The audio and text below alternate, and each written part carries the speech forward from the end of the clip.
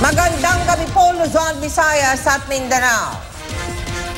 Nakakabigla at masamang balita ang natanggap ng pamilya ng isang OFW sa Kuwait.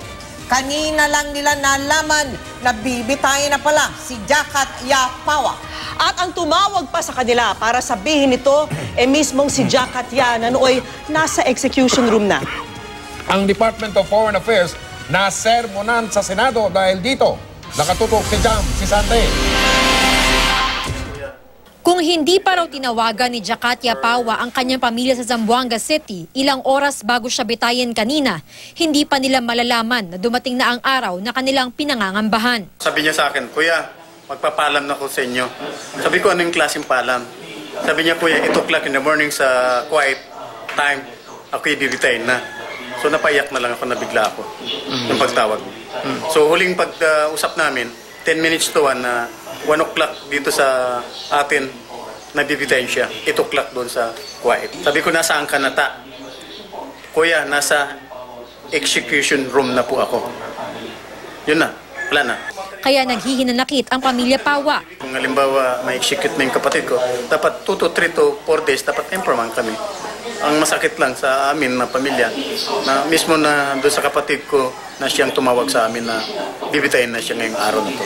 Ang buong akala raw nila, maayos ang lahat, lalo't maganda pa raw ang binalita sa kanila ng abogado ni Jakat Ya noong nakaraang taon. By next year, sabi niya sa akin, madala mo na yung kapatid mo, year 2017. So nabigla kami kanina, iba palang kabaliktaran. Sa pagdinig kanina ng Senate Committee on Labor, tanong ng isang OFW group, sino ba sa gobyerno ang dapat kumausap sa pamilya ng mga OFW na nasa death row? There's one case na kami pa po ang nagsabi sa pamilya na execute na yung anak.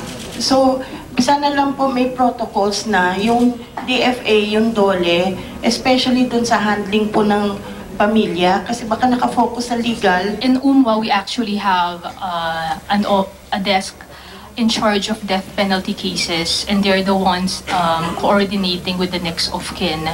Give us an assurance that a working policy is in place, because it's kind of absurd to hear that the family of Miss Pawa just learned about it.